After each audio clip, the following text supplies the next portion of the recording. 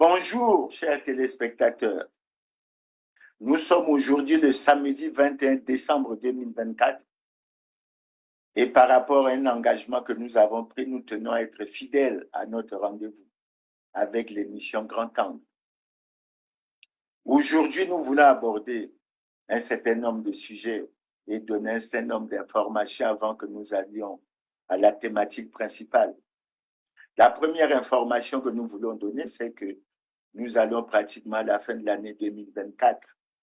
L'année 2025 va ouvrir le grand boulevard pour cheminer, j'ose espérer, vers l'élection présidentielle de 2026, que nous osons espérer être transparente et démocratique et crédible et autres.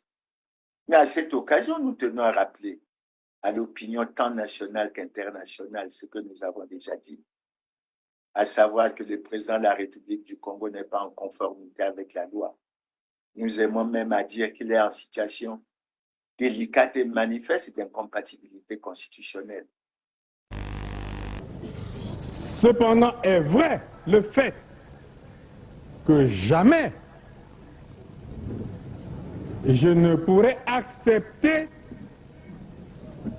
que la Constitution soit violée.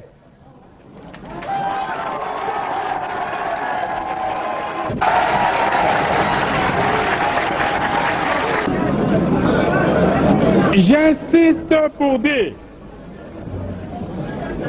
que lorsque la Constitution est violée, les démocrates ne doivent pas l'accepter. De la même façon, le Parti congolais du travail dont il est le président n'est pas en conformité avec la loi. Pour nous, ce sont des aspects qui sont très, très importants pour la paix, surtout après le message que nous avons suivi le 28 novembre. Il semblait pour beaucoup de Congolais apparaître comme des menaces sur les questions de paix. Les Congolais tiennent à la paix. Ils souhaitent que toutes ces questions soient réglées de façon paisible, conformément aux lois et règlements de la République, tout en rappelant que le président de la République a prêté le serment, entre autres, de respecter et de faire respecter la Constitution.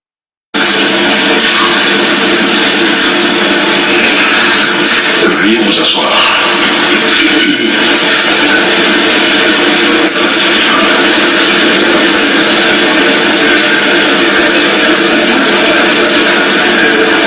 Monsieur Sassou Nguesso Denis, président de la République élu, la Cour constitutionnelle vous invite à prêter le serment prévu à l'article 77 de la Constitution adopté par référendum le 25 octobre 2015.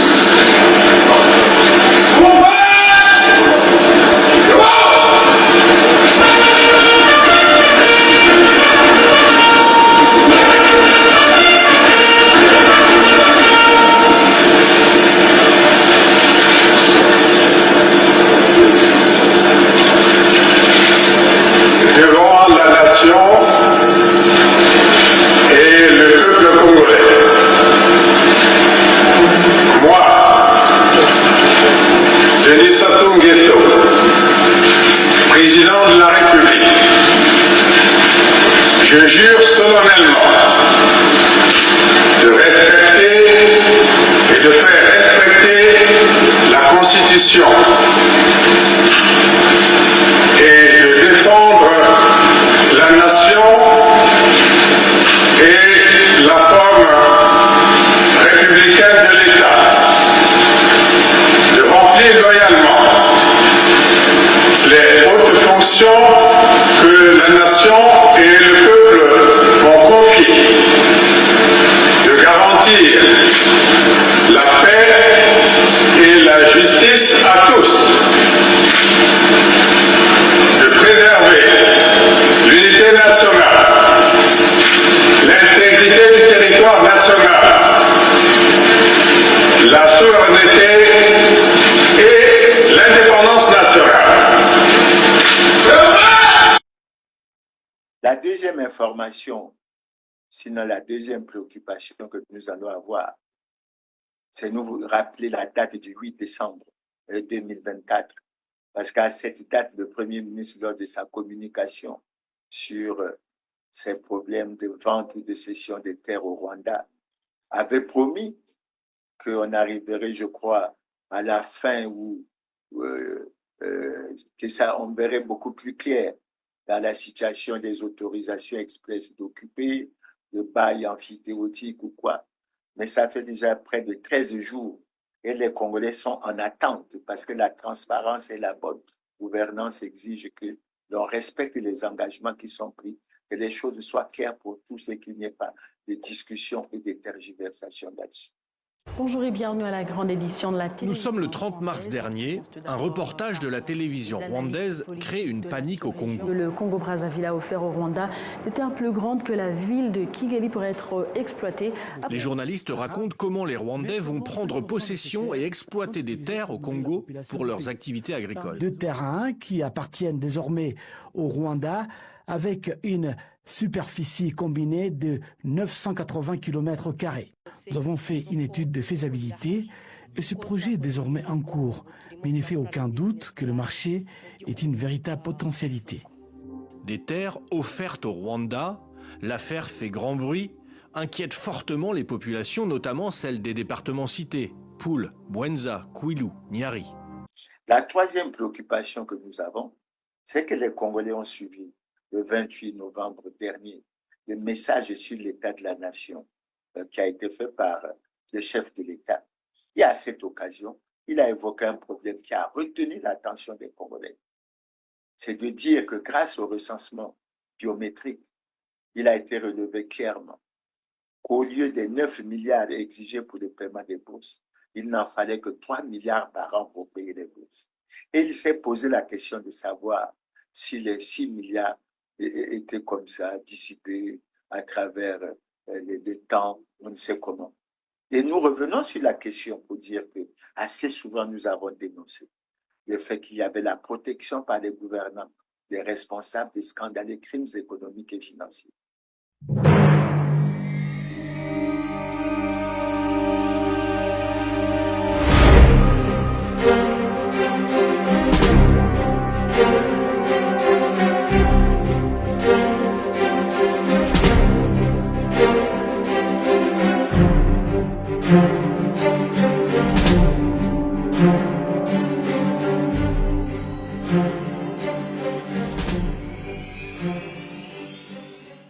Et là, nous avons un nouveau crime économique et financier qui a été révélé à l'opinion tant nationale qu'internationale par le président de la République lui-même, qui nous permet même de nous rappeler que le 14 août 2009, il avait déjà déclaré qu'il ne surprenait personne en affirmant qu'en dépit des efforts multiples, le Congo n'est pas, hélas, exempt de corruption, de fraude, de concussion, de détournement des deniers publics et autres. Et il avait précisé, là, ce sont les gouvernants qui sont interpellés.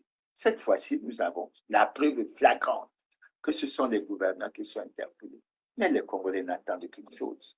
Ils sont d'ailleurs surpris que le procureur de la République n'ait pas réagi comme il a fait lors du message sur l'état de la nation en 2007, où on avait évoqué la question des sommes importantes qui avaient été allouées au secteur de l'agriculture ou des résultats mitigés.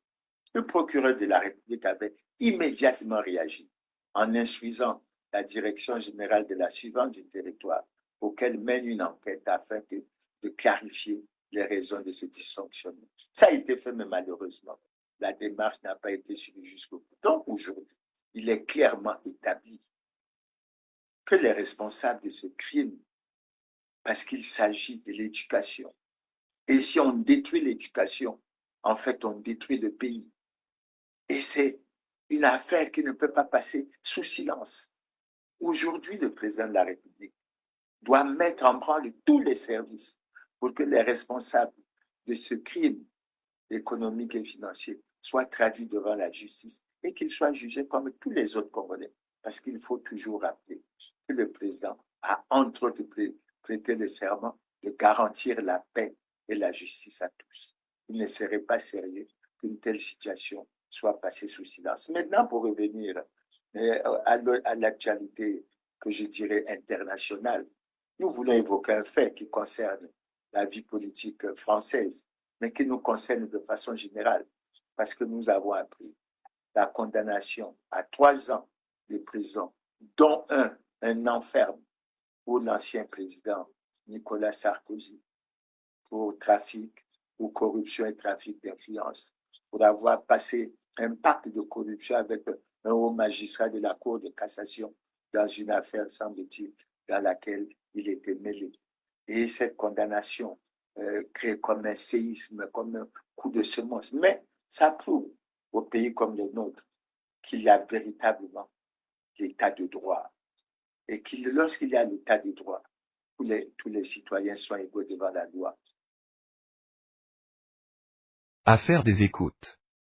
La condamnation de Nicolas Sarkozy définitive.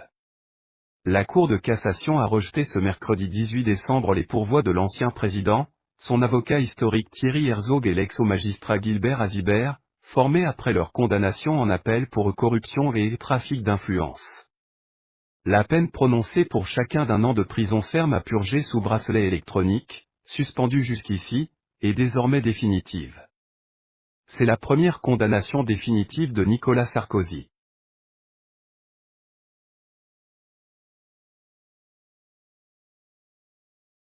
Ce n'est pas toujours le cas au niveau du Congo. Et cette situation amène les Congolais à réfléchir, notamment sur l'article 96 de la Constitution du 25 octobre 2015, que je vais essayer de vous lire, parce qu'il est stipulé ainsi que suit.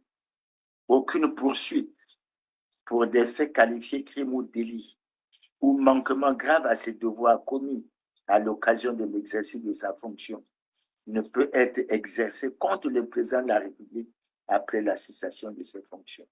Les Congolais sont appelés à réfléchir sur ça, parce que c'est comme si on donnait un blanc-seing au président de la République de commettre y compris des actes abominables, tout en se disant qu'après il n'y aurait pas de poursuite. Et je crois que les Congolais doivent réfléchir à cette situation qui est en pleine contradiction avec l'article 15 de la Constitution qui dit que tous les citoyens sont égaux devant la loi.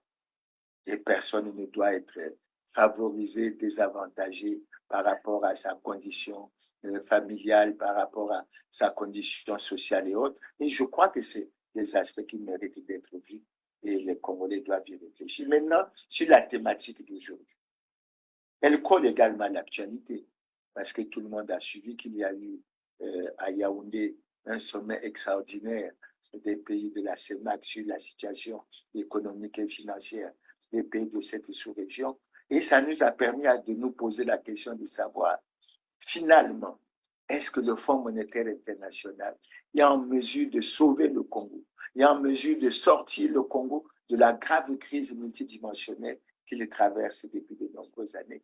Et poursuivant cette question, nous nous posons la question de savoir, est-ce que cette situation chaotique et dramatique, catastrophique, dans laquelle le Congo se retrouve, n'a pas de répercussions au niveau de la CEMAC au regard de la notion de la solidarité communautaire qui est à chaque fois rappelée et qui doit jouer pour que nous essayions d'avancer ensemble. C'est pour ça que, pour avancer sur ce sujet, je tiens à faire un rappel que je pourrais considérer comme historique. Je dois rappeler aux Congolais que lors de la conférence nationale souveraine de 1991, il était apparu que la dette était un fardeau, que la dette constituait un gros obstacle au développement du pays. Et qu'au sortir de la conférence nationale, les gouvernements qui ont suivi, que ce soit ceux du président Pascal Lissouba, que ce soit ceux de Denis Sassou Nguesso, ont choisi de se battre pour régler ce problème. Dieu merci, dirait-on.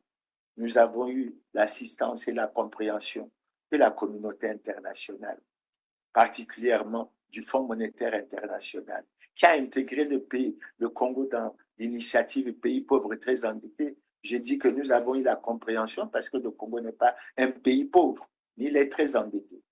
Et nous avons, dans le cadre de cette initiative, atteint le point d'achèvement de l'initiative IPPTE en janvier 2010, ce qui a permis la réduction drastique de notre dette à près de 20 à 25%. elle a été ramenée pratiquement autour de 1565 milliards de francs CFA. Ce qui nous ouvrait des grosses perspectives de développement. Et chose, je ne dis pas que c'était un hasard, mais c'était une heureuse coïncidence. Cela tombait au moment où nos budgets dégageaient des excédents. Ce qui a amené le président de la République à déclarer en 2006 que notre situation était favorable, mais il ne fallait pas aller à l'euphorie, mais que les excédents budgétaires allaient être déposés dans un compte de stabilisation à la Banque centrale, qu'aucun franc ne serait retiré de ce compte sans la moindre loi rectificative et que chaque année, il y aurait un audit qui serait rendu. Vous savez, aucun audit n'a jamais été fait. La situation était favorable pour l'avenir de notre pays parce qu'on avait non seulement des excédents budgétaires, mais on venait d'avoir la réduction drastique de notre dette. Et à mon avis, on aurait pu en profiter. Mais malheureusement, ça n'a pas été le cas. Ça n'a pas été le cas. 2 ans à peine après l'atteinte du point d'achèvement, plusieurs acteurs politiques ont adressé au président de la République, c'est-à-dire en octobre 2012, une lettre ouverte pour porter à la connaissance du président de la République que le Congo traversait une grave crise multidimensionnelle et que pour régler la situation, il fallait appeler aux États généraux de la nation pour que l'intelligentsia congolaise s'asseye et trouve les solutions appropriées, évidemment. Ça a été le refus total, d'autant que les gouvernants se vantaient qu'il y avait tellement d'argent, il y avait tellement d'argent. Les gouvernants se vantaient d'avoir le budget à l'époque, semble-t-il, le budget le plus élevé des pays de la zone franc, hors la France, etc. Et que c'était un refus catégorique. Mais au-delà de ce refus de la tenue des États généraux de la nation, les voix se sont élevées pour appeler les gouvernants à un dialogue ouvert à tous. Ils se sont refusés. Ils ont tout refusé, catégoriquement. Ils étaient sûrs de ce qu'ils croyaient être la bonne gouvernance. Mais en fait, c'était la mauvaise gouvernance. Maintenant, la surprise va venir de quoi? Mais la surprise va venir de ce que en 2017, ils découvrent, ils réalisent eux-mêmes qu'ils ne peuvent plus avancer et ils réalisent qu'ils sont en situation de crise. Alors, en ce moment, ils essaient de justifier cette crise, toujours comme d'habitude. Non pas par leur mauvaise gouvernance, mais par la baisse drastique des prix du baril du pétrole. Et ils essayent, dans un premier temps, d'espérer aller à un ajustement interne pour régler la situation. Mais ils n'en ont pas été capables. Pourquoi? Mais parce que l'ajustement interne supposait la remise en cause d'un certain nombre de facteurs. Et parmi les facteurs, il fallait, à mon avis, agir déjà à l'époque pour réduire le train de vie de l'État, c'est-à-dire toucher à leurs intérêts, les conditions de rémunération, les effectifs dans les institutions, etc. Il fallait mener une lutte âpre contre la corruption. Il fallait respecter un certain nombre de textes, parmi lesquels un texte comme celui qui fait l'obligation de la déclaration du patrimoine pour chaque citoyen élu ou nommé à une autre fonction publique. Ça n'a pas été le cas. Bloqués, qu'est-ce qu'ils ont fait? Ils ont eu recours toujours à notre organe comme la CEMAC pour essayer d'avoir son appui afin de se tourner vers le Fonds monétaire international. C'est ce qui a été fait, mais avec beaucoup de difficultés. Beaucoup de difficultés, pourquoi? Parce qu'il est intéressant de rappeler ces choses, surtout lorsqu'on connaît la situation actuelle de la CEMAC. Mais parce que les FMI avaient découvert très rapidement que le Congo avait caché une partie importante de sa dette. En 2017, ils avaient déclaré que notre dette se situait autour de 77% du produit intérieur brut, alors que le Fonds monétaire a découvert que ça se situait autour de 120%. Surendettement, dette insoutenable. Et les négociations ont été très, très difficiles, notamment avec le gouvernement du Premier ministre Clément Mwamba. Finalement, en juillet 2019, nous allons pouvoir signer un programme avec le Fonds monétaire dans le cadre d'une facilité large de crédit, etc. Les mesures sont claires. Et parmi les mesures fortes, je peux en citer quelques-unes. Il y avait toujours ces mesures sur la lutte contre la corruption. Il y avait ces mesures sur le respect des textes faisant obligation de déclarer le patrimoine. Il y avait les mesures sur le rapatriement des avoirs en devises qui sont placés à l'extérieur. Il y avait un certain nombre d'autres mesures. Patatras, le gouvernement n'a pas été capable de respecter ce programme parce qu'il n'a pas été capable de respecter les engagements qu'il a pris.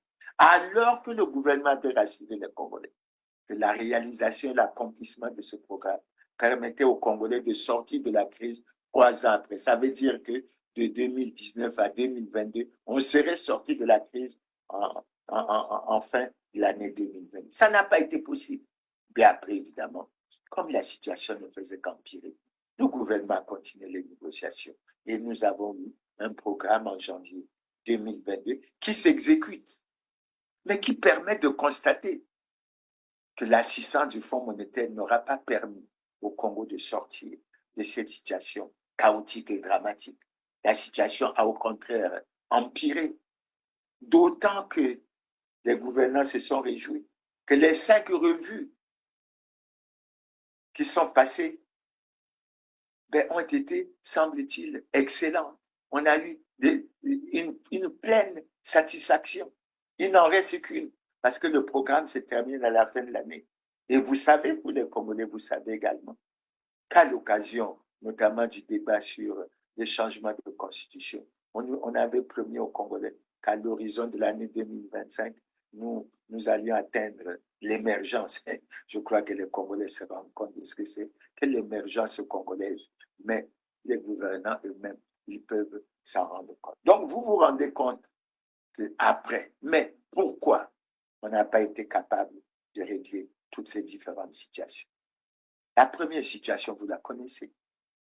Il y a une répartition inégale de la richesse nationale. Il y a une petite minorité qui s'accapare pratiquement de 90% de la richesse nationale, laissant assez 5% de cette richesse à la majorité.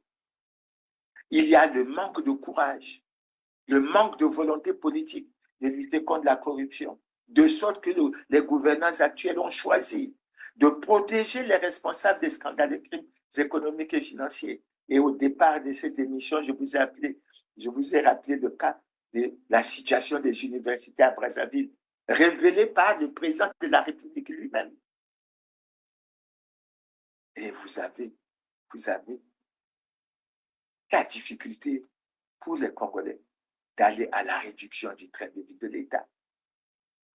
Il y a d'autres mesures qui peuvent être prises. Nous les avons souvent évoquées, comme l'audit des projets, des grands travaux, comme l'audit des projets de la municipalisation accélérée.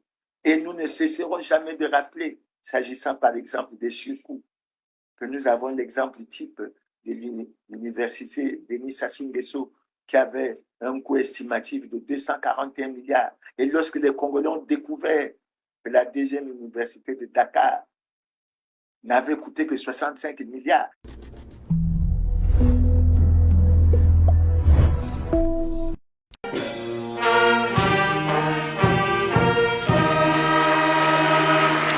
Septième université du Sénégal et deuxième université de la capitale sénégalaise, l'UAM, l'université Amadou Mahtar de Diamniadio, a été inaugurée ce 1er décembre 2022 par le chef de l'État Macky Sall. Elle est baptisée Amadou Mahtar Mbow en hommage à l'ancien ministre sénégalais et ancien directeur de l'UNESCO. D'un coût de 60 milliards de francs CFA, cette université à vocation sciences et technologies construite sur 42 hectares va à terme accueillir 40 000 étudiants. L'établissement est désormais la deuxième université publique de Dakar après l'université Cheikh Anta Diop. Ils se sont dit, où va l'argent du Congo? Où va l'argent du pétrole? Pourquoi cette situation, etc. Et ça a conduit les Congolais dans la misère. Ça a conduit les Congolais dans la misère, dans la souffrance. Mais ils ont découvert aussi que les gouvernants actuels n'étaient pas en mesure d'apporter les solutions appropriées à la crise, évidemment. Sous certains cieux, je pense au Ghana, je pense au Sénégal, je ne parlerai pas des pays comme les États-Unis, comme la France. On aurait pu penser à l'alternance démocratique en se disant, lorsqu'on ira aux urnes, on va non au Congo. Non seulement le bilan est celui-là, mais les gens tiennent coûte que coûte, à la conservation du pouvoir. Et on ne peut pas, à mon avis, essayer de progresser. C'est pour ça que dans ce cadre, nous découvrons la situation des retraités, avec près de 41 mois d'arriérés de pension, avec des arrêts d'âge, avec le problème de la non-harmonisation pour tous de la valeur du point d'indice à 300. Nous constatons la situation des étudiants, dont la bourse n'est pas payée depuis 2018. Et on se demande où sont passés les 9 milliards qui ont dû être exigés chaque année. Nous constatons que la situation de l'université est préoccupante, avec des grèves incessantes qui menacent pratiquement qu'on arrive à une année blanche. Nous constatons tellement de choses. Et après, les gouvernants viennent pour dire que les caisses sont vides. Mais elles sont vides parce qu'ils ont voulu qu'elles soient vides. Comment en sortir? Quand on leur demande de mettre en place les dispositions pour récupérer l'argent qui a été dilapidé du trésor public, ils en sont incapables.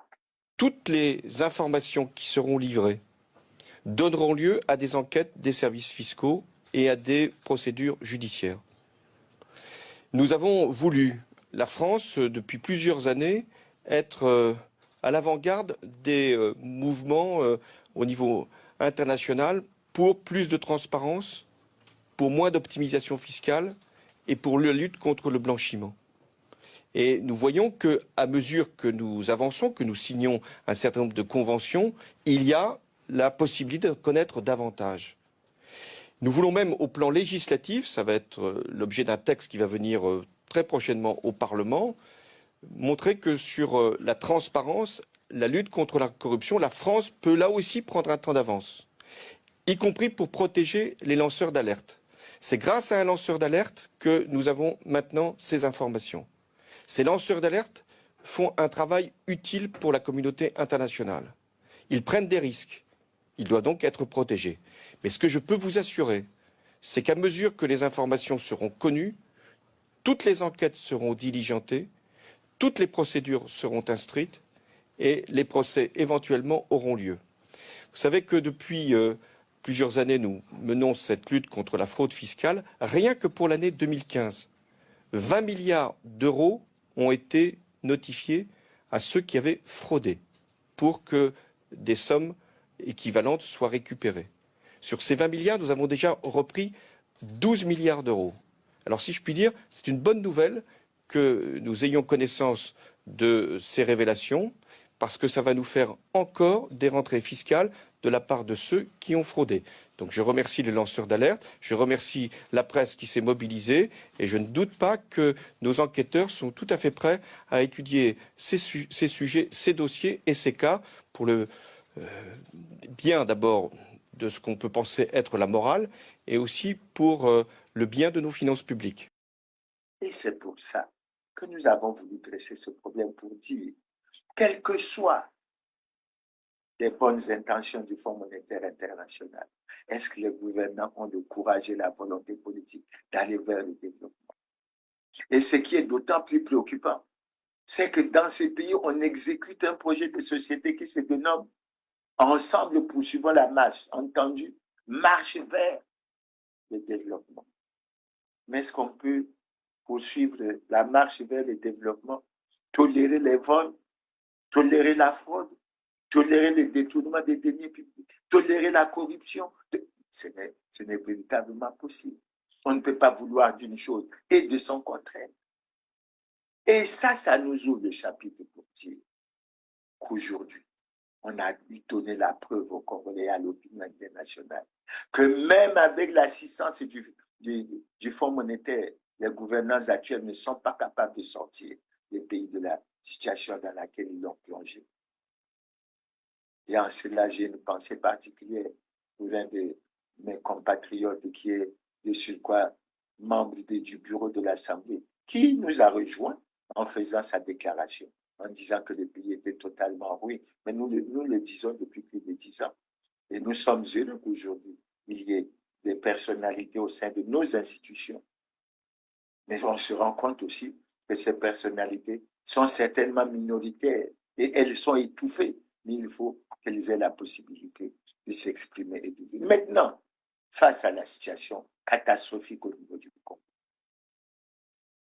nous allons essayer de faire allusion à ce qui s'est passé le samedi 16 décembre 2024, à savoir le sommet extraordinaire des pays de la CEMAC, qui a été convoqué à la fois par le président Paul Biya, président du Cameroun, et par le président Archange Touadéra, président en exercice de la CEMAC, sur la situation économique et financière.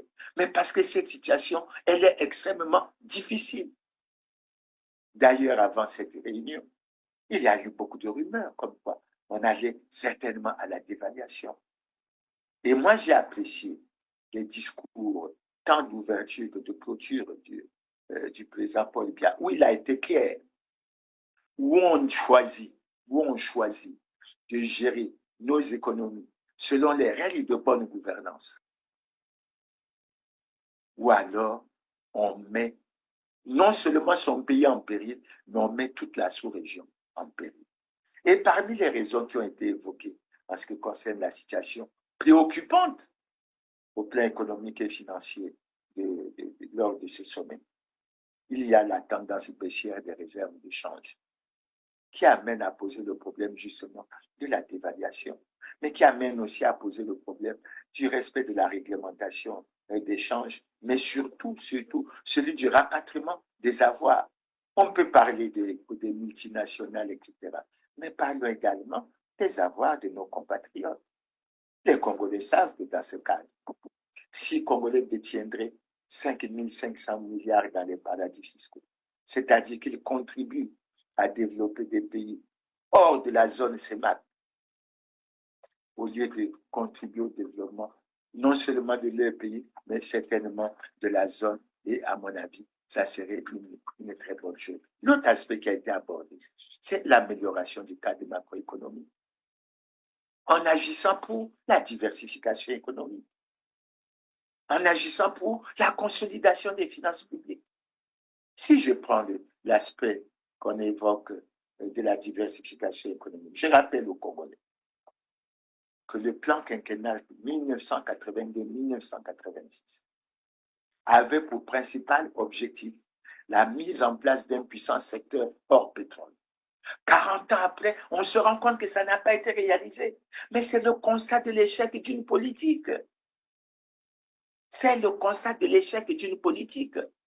Dans la même veine, le programme triennal des années 73 avait pour priorité l'agriculture.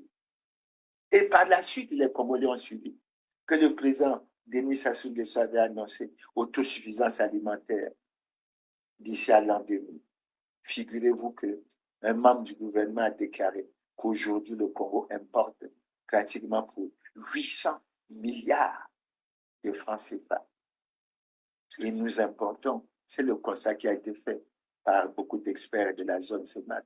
Nous importons beaucoup du Brésil, nous importons beaucoup de l'Argentine, surtout en ce qui concerne la viande.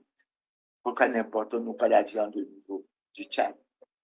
Donc, nous avons découvert que de ce point de vue, il y a au niveau de l'organe que constitue la commission de la CEMAC un travail de coordination qui doit être fait pour qu'en termes des échanges intracommunautaires, qu'il y ait des dispositions qui soient prises pour que cet argent circule au niveau de la sous-région et que l'on puisse avancer. Maintenant, lorsqu'on parle de la consolidation des finances publiques, mes chers frères, mais le cas du Congo est préoccupant. Le Congo est l'un des pays les plus corrompus du monde. Il fait partie du top 10 des pays les plus corrompus d'Afrique. Et dans aucun budget, il n'y a la moindre ligne de la contribution de la lutte de la corruption au budget de l'État. Ça veut dire quoi? Ça veut dire que les gouvernants congolais ont choisi de protéger les responsables des scandales et crimes économiques et financiers. Alors, pourquoi ce paradoxe?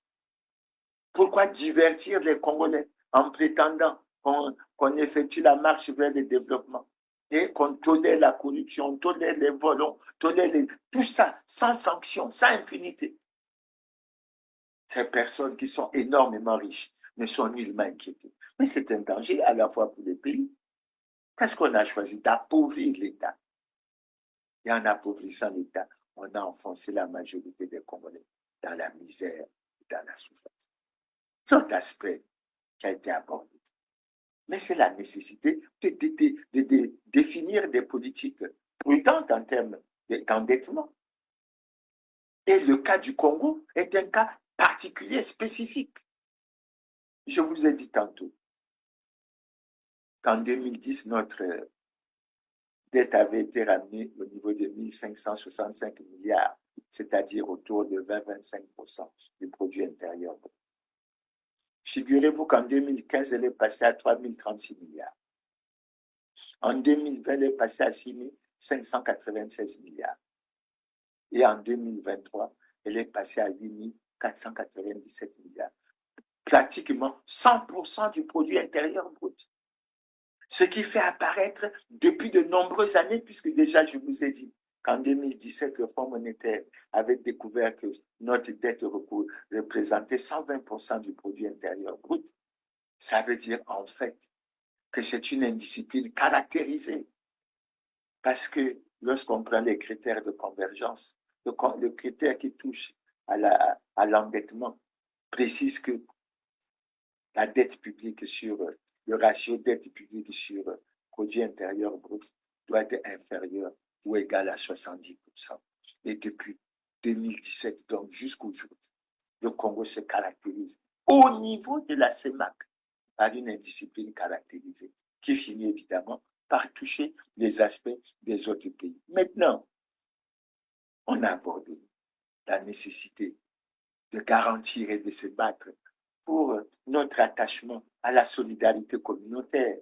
Mais la solidarité ne veut pas dire complaisance sur l'acceptation de la mauvaise gouvernance. Il faut que tous les gouvernants, au niveau de tous les États, prennent conscience de ce qu'il faut sauver. L'intérêt d'abord dans chaque pays. Et en sauvant l'intérêt d'abord dans son pays, on sauve l'intérêt au niveau de la communauté. Et on essaye. Sinon, on peut plonger les milliers de citoyens de la sous-région dans une situation fortement regrettable et déplorable. Et ce n'est pas du tout une bonne chose. Donc, suite à ça, je me résous à prendre la conclusion que le président Biya a donnée dans son message, dans son discours de clôture, en disant qu'il y avait la nécessité d'entreprendre des mesures urgentes. Si l'on ne veut pas connaître une crise économique et financière dont les effets seront néfastes pour toute la sous-région et pour tous les citoyens de notre sous-région. Pas seulement du Congo, mais de toute notre sous-région. Donc voilà, brièvement rappelé.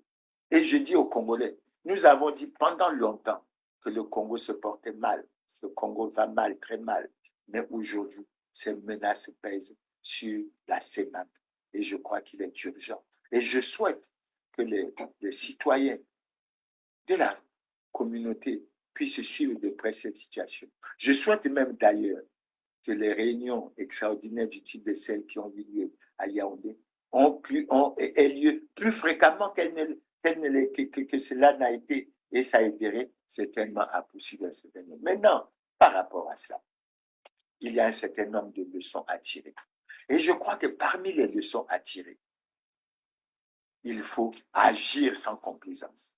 Je dirais au premier point qu'il faut privilégier l'intérêt général. L'intérêt général ici se situant, selon moi, à deux échelons. Le premier échelon, c'est l'échelon national. Le deuxième échelon, c'est l'échelon communautaire. Faire en sorte que l'on mette en place des pratiques de bonne gouvernance qui garantissent les bons résultats et qui fassent que les conditions au niveau des citoyens du pays et de la sous-région puissent évoluer favorablement. Le deuxième aspect, il faut relever sans complaisance, et moi je le déplore fortement. Lorsqu'on regarde un indice qui peut être fortement critiqué, comme l'indice de perception de la corruption, j'ai essayé de le regarder, de méditer, etc. Mais j'ai constaté que les 6 pays de la zone CEMAC sont classés parmi les pays les plus corrompus du monde. Est-ce qu'on peut chercher à se développer et tolérer la corruption? La réponse est non. Malheureusement, au niveau de la communauté, ce genre d'indicateurs ne font pas partie d'un suivi assez particulier. Et malheureusement, il faut le regarder de près parce que la lutte contre la corruption est un des éléments importants qui doit être mis en œuvre pour faire des progrès et pour lutter contre un certain nombre de choses. Le troisième aspect que je vais aborder, je vais toujours aborder l'aspect de l'indice. Il s'agit de l'indice de la démocratie. Les 6 pays de la zone CEMAC sont classés comme des pays, excusez-moi, à régime autoritaire, c'est-à-dire des dictatures. Et le disant, je dis froidement, c'est des pays où les élections posent problème. On parle même assez souvent des élections truquées.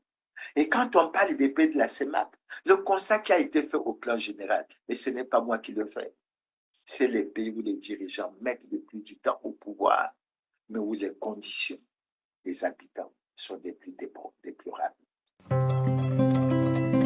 Des présidents qui marquent un grand record de longévité au pouvoir, il y en a, et ils sont nombreux à squatter le pouvoir. Certains d'entre eux ont accédé à la présidence de façon démocratique, d'autres par succession, et ils refusent aujourd'hui de céder la place à un dirigeant autre qu'eux, ce qui a engendré dans le pays corruption, insécurité et dictature. Mais qui sont-ils, et depuis combien d'années détiennent-ils le pouvoir? Ou encore, qu'en est-il de la vie quotidienne de leurs citoyens? Voici donc les 10 présidents africains actuels, les plus anciens au pouvoir. Avant de commencer, si vous êtes nouveau sur la chaîne, abonnez-vous et activez la cloche de notification pour ne rater aucune de nos prochaines vidéos. Numéro 10, Alassane Ouattara, 13 ans. Né le 1er janvier 1942, Ouattara est le président de la Côte d'Ivoire depuis 2010. Numéro 9, Ali Bongo, 14 ans. Ali Bongo est le président actuel du Gabon depuis octobre 2009. Né le 9 février 1959, il est le fils de feu le président Omar Bongo, qui a dirigé le Gabon pendant plus de 4 décennies. Ali Bongo a succédé à son père après une élection controversée, qui a suscité des débats et protestations. Numéro 8, Faure Gnassingbé, 18 ans. Faure Gnassingbé est président du Togo depuis 2005, suite au décès de son père, Gnassingbé Eyadema, qui a dirigé le pays pendant 38 ans. Sa présidence a été marquée par un mélange de réalisations, de défis et de critiques. La présidence de Gnassingbé a été critiquée pour des violations perçues des droits de l'homme et le manque de pluralisme politique. Le gouvernement a été accusé de réprimer la dissidence, de réprimer les personnalités de l'opposition et de restreindre la liberté d'expression et de réunion. Numéro 7, Paul Kagame, 23 ans. Depuis 23 ans, Paul Kagame, âgé de 65 ans, est le président du Rwanda. Avant de devenir président en 2000, Kagame était un ancien chef militaire qui commandait le Front patriotique rwandais, FPR, et il était considéré comme le leader de facto du Rwanda, lorsqu'il a été vice-président et ministre de la Défense sous le président Pasteur Bizimungu, de 1994 à 2000. Le régime de Kagame est considéré comme autoritaire, et des groupes de défense des droits humains l'accusent de répression politique. Numéro 6, Ismaïl Omar Guelleh, 24 ans. Âgé de 75 ans, Ismaïl Omar Guelleh est le président de Djibouti, en poste depuis 24 ans. En 1999, Guelleh a été élu pour la première fois comme président, succédant à son oncle, Hassan Gouled Abtidon, qui dirigeait Djibouti depuis l'indépendance en 1977. Guelleh a été élu pour 5 fois successives, en 1999, 2005, 2011, 2016 et 2021. En effet, en 2010, Guelleh a persuadé l'Assemblée nationale de Djibouti de modifier la constitution du pays, lui permettant de se présenter pour un 3e mandat. Numéro 5, Isaias Afwerki, 30 ans. C'est lorsque l'Érythrée est devenu pays indépendant, en 1993, qu'Isaias Afwerki a été élu président. Au pouvoir depuis maintenant 30 ans, Isaias est passé du statut de héros vénéré de la guerre de libération, à celui d'impitoyable dictateur. Un rapport a évoqué en 2015 que dans son pays, les voisins et les membres de la famille doivent rendre compte des activités des uns et des autres. Les personnes sont détenues pendant des années dans des conditions horribles sans même savoir pourquoi. Numéro 4, Yoweri Museveni, 37 ans. Yoweri Museveni est devenu président de l'Ouganda, suite à un coup d'État de 1986. Il règne ainsi depuis 37 ans. Quand il était jeune, Museveni dénonçait les dirigeants africains qui voulaient rester trop longtemps au pouvoir. Et lui, en 2016, il a rempilé pour un 5e mandat de 5 ans, après une élection présidentielle avec bureau de vote bloqué et réseaux sociaux inutilisables. Ce qui a été dénoncé par l'opposition comme étant une élection non démocratique. Numéro 3, Denis Sassou Nguesso, 39 ans. Président du Congo-Brazzaville depuis maintenant 39 ans, Denis Sassou Nguesso, âgé de 79 ans, a tout d'abord été président de 1979 à 1992, ensuite de 1997 jusqu'à présent. Lorsque Sassou Nguesso s'est présenté comme candidat à l'élection présidentielle, pour un second mandat, en 1992, il a été défait, se classant 3e. Sassou Nguesso est revenu au pouvoir pendant la Seconde Guerre civile de la République du Congo, au cours de laquelle ses forces rebelles ont renversé le président Pascal Lissouba. Il est sorti vainqueur de l'élection présidentielle de 2002, à la suite d'une période de transition, qui a impliqué une faible participation de l'opposition. En 2009, il a encore une fois été réélu lors de l'élection présidentielle. En 2015, il y a eu un référendum qui a introduit une nouvelle constitution, qui laissait à Sassou Nguesso libre cours à un nouveau mandat. Et en 2016, il s'est fait réélire avec une majorité au premier tour. Numéro 2, Paul Biya, 40 ans.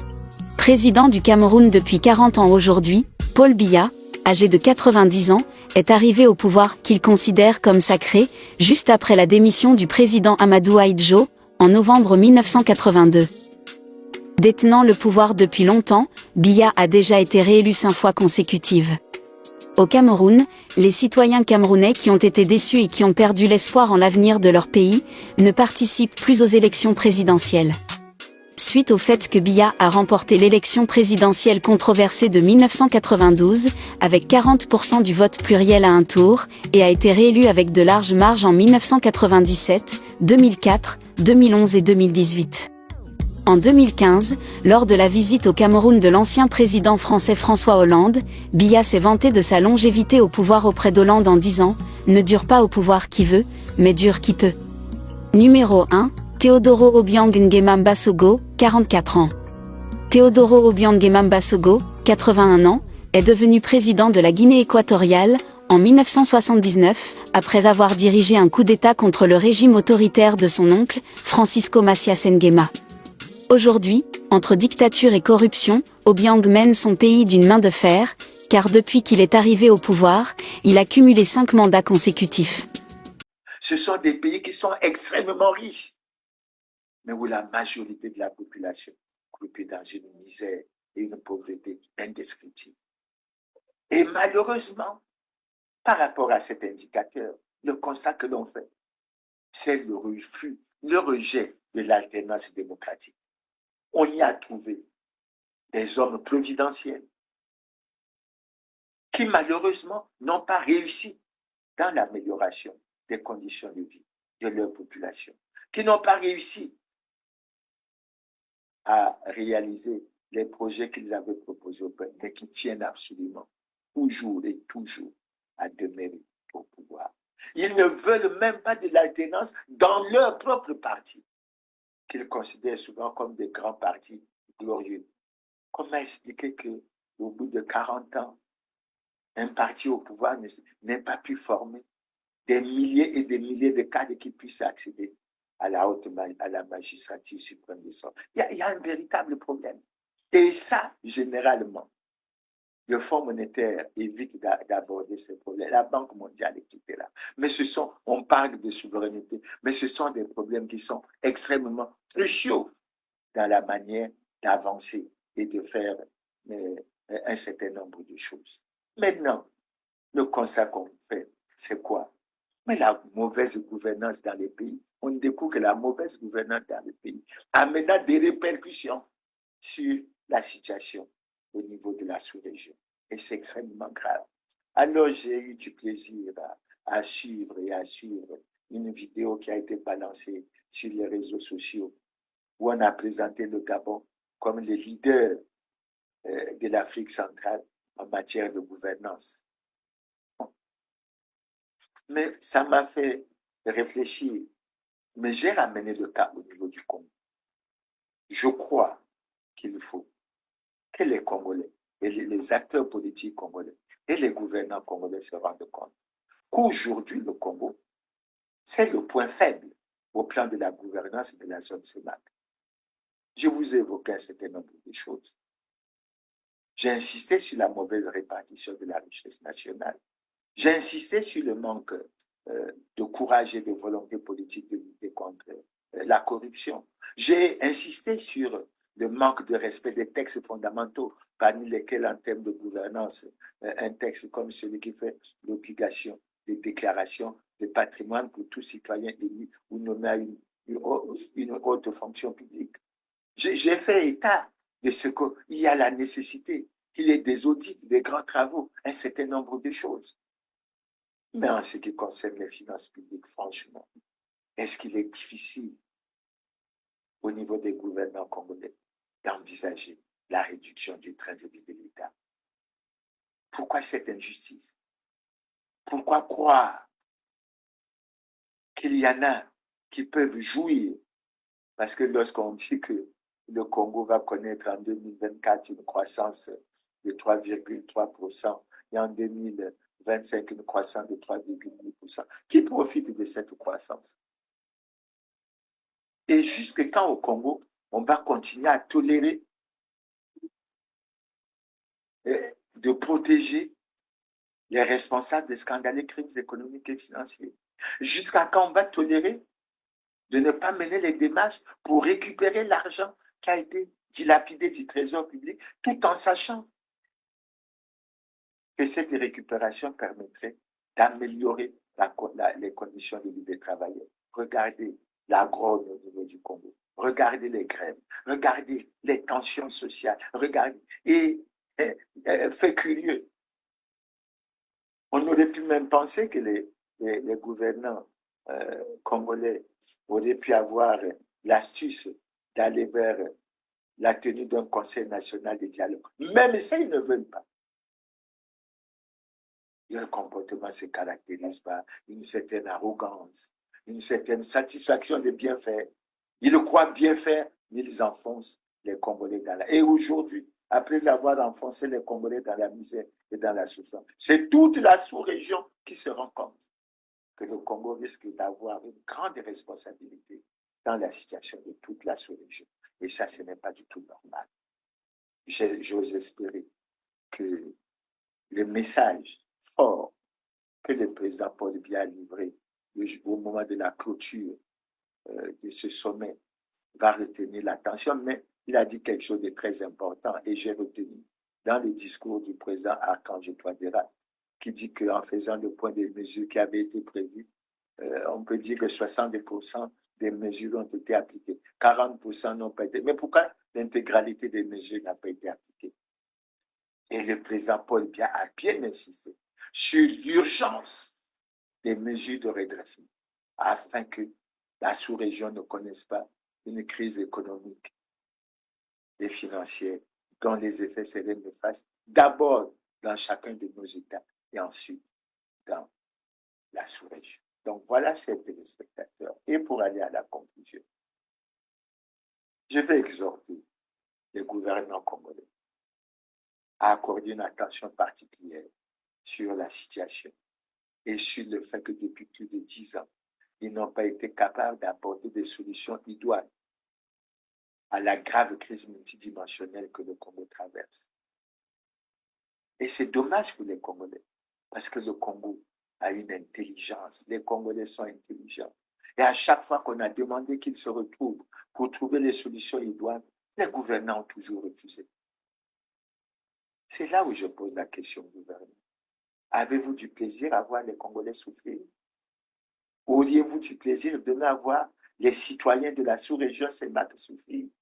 Que voulez-vous exactement? Les Congolais, les acteurs politiques et les gouvernants congolais doivent prendre conscience de ce que la position du Congo aujourd'hui est gênante à plusieurs égards au niveau de la zone CEMAC. Et il faut que nous nous ressaisissions. Donc, chers téléspectateurs, j'ai voulu attirer votre attention. J'ai voulu essayer d'aller, je présente mes excuses à ceux qui penseront que j'ai été dans des éléments un peu plus techniques, mais c'était un devoir et une obligation. Parce que je déplore que les réunions du type du sommet extraordinaire de la CEMAC qui a eu lieu le 16 décembre, que ça ne soit pas vulgarisé, que la société civile ne prenne pas, ne s'approprie pas ça, n'examine pas, parce que c'est notre vie, c'est notre avenir.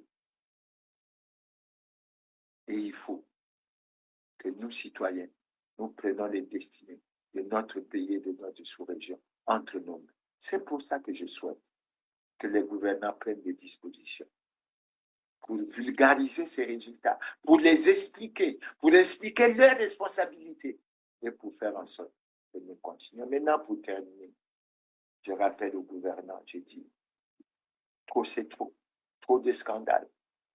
Mais il y en a un, c'est la goutte d'eau qui a fait déborder le vase. La situation des bourses au niveau des universités de Brazzaville. C'est criard. 9 milliards exigés alors qu'il n'en fallait que 3. Les Congolais demandent avec insistance que les responsables de ce scandaleux crime économique et financier soient traduits devant la justice. Et il n'y a aucune raison. Et le président de la République qui a prêté le serment, non seulement de faire respecter la Constitution, mais en plus de garantir la paix et la justice à tous. Il n'a aucune raison, après les éléments qu'il a donnés et qu'il a livrés lui-même, tant à l'opinion nationale qu'internationale, de ne pas veiller à ce que les services s'occupent sérieusement de cette situation, afin que non seulement le problème de l'université soit réglé, mais afin qu'également qu'on s'attaque aux autres nombreux scandales économiques et financiers qui sont connus de tous les Congolais et de tous les gouvernements. Donc, c'est sur ce que je termine mon propos, chers téléspectateurs. Nous nous approchons des fêtes d'année. J'ose espérer, malgré l'ambiance des fêtes, que nous, le 28, nous nous retrouverons pour la dernière émission Grand Angle de l'année 2024 et nous nous préparerons à rentrer dans l'année 2025. Donc, je vous remercie pour votre aimable attention et vous donne rendez-vous à samedi prochain. J'espère que c'est une émission qui sera une émission de détente également pour nous permettre de bien passer la fête de Nouvel An. Donc, à bientôt et je vous remercie encore une fois pour votre aimable attention. Merci. Et à la prochaine.